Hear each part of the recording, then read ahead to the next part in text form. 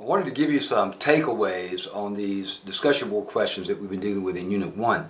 Overall, the responses that you've been giving are very, very good. They're very well thought out. Some of you skipped a little bit.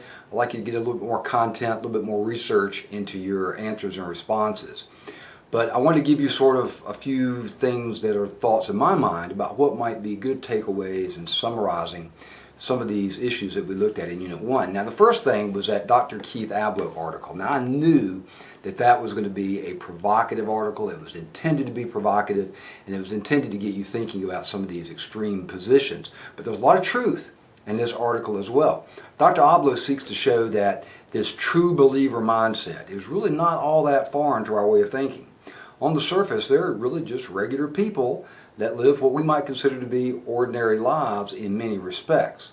But when looking at the psychopathology of a true believer, they're really not crazy in the sense that they're irrational or they're unpredictable. Quite the contrary. What they do makes very good sense to them, and it makes very good sense if you understand their particular mindset and attitude. It's a rational response to a radical belief system. Now, many jihadists do believe that their enemies, the infidels, are of the devil and that they're worthy of violent death and that they're going to somehow eventually be eternally rewarded if they follow Allah's will in executing them. Part of the purpose of this article was to impress upon you just how complex the issue of counterterrorism is and how it's without really any simple solutions. Yeah, on one hand, we could kill all the true believers, assuming that we could somehow identify them as such before they committed some act of terror, and that might be effective in the short run, I suppose. But punishing someone for an act that they've not yet committed runs counter to our American justice system, so we have to reject that idea. Plus, as several of you pointed out, targeting and eliminating terrorists can breed additional terrorists. And that's one of the many facets of this issue. We're going to be exploring this, the impact of U.S. foreign policy and national defense strategies and what impact they have on the recruitment efforts of the various terrorist groups. Now, that being said, it is true that to many radical Islamists, a lack of an aggressive response shows a weakness of the will, something that should be disrespected and exploited. As George Orwell is credited as saying, people sleep peaceably in their beds at night only because rough men stand ready to do violence on their behalf.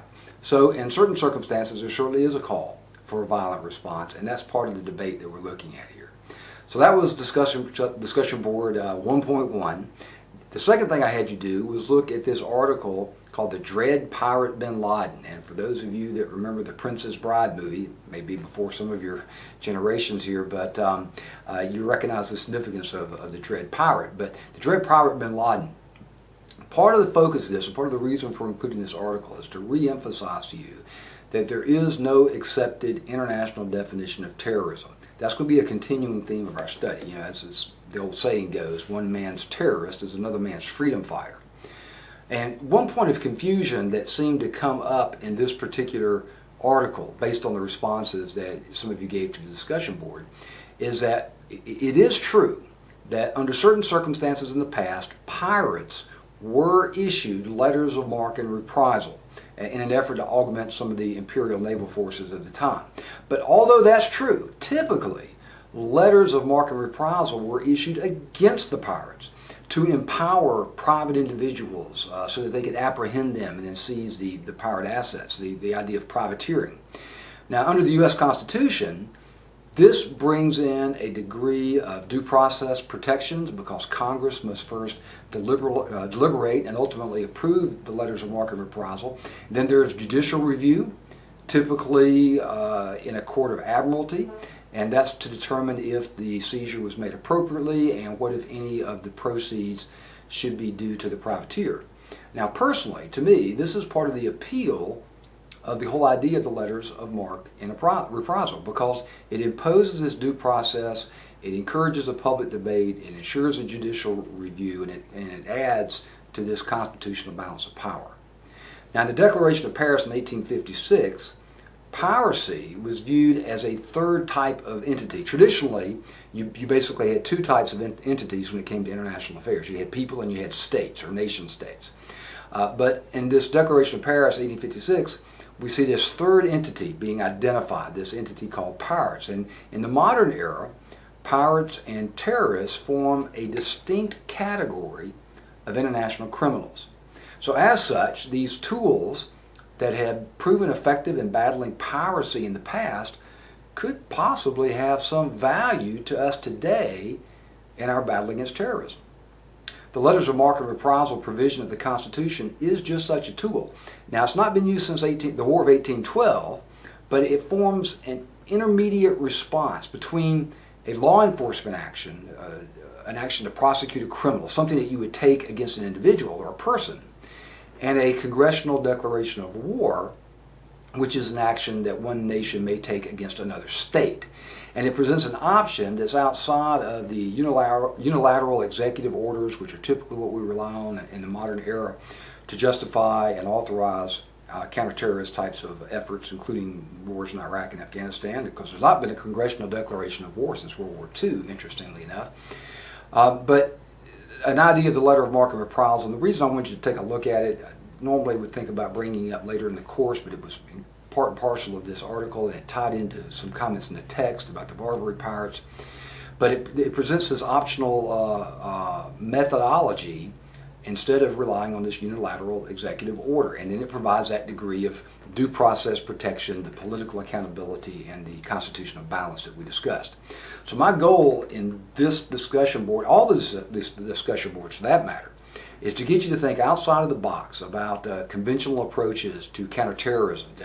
Future generations, and your generation in particular, you're going to have to you're going to be faced with coming up with some new approaches to counterterrorism. Now, in their wisdom, our founders included this provision, the provision for letters of marque and reprisal, right there, Article 1, Section 8 of the Constitution, and I think it's because of that, it certainly is at least worth our consideration.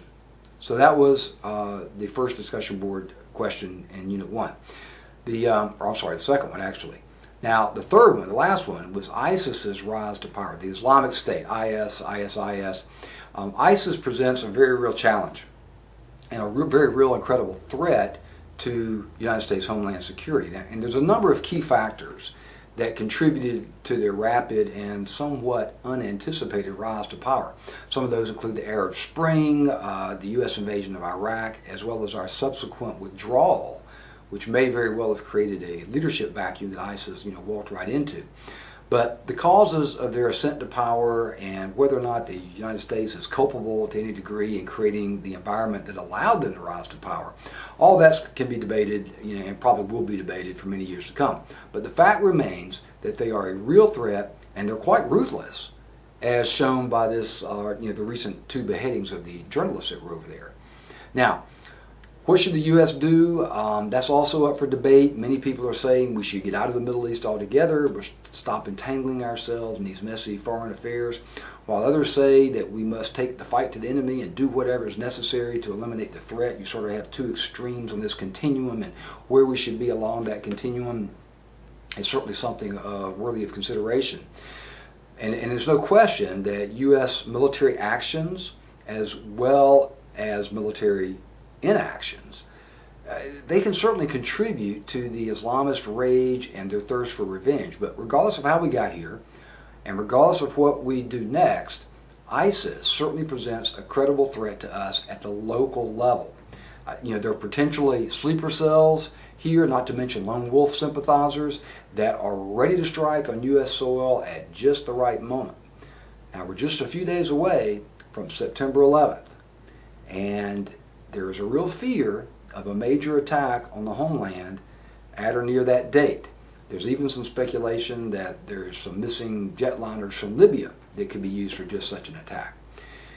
Keep this in mind. Some radical Islamists are very, very sensitive to what they consider to be important dates in their history. September 11th may hold significance because the Ottoman Empire, which was a Muslim empire, suffered 2 major defeats on or around September the 11th. The first one was at the Battle of Vienna in 1693, and another at the Battle of Zenta in 1697.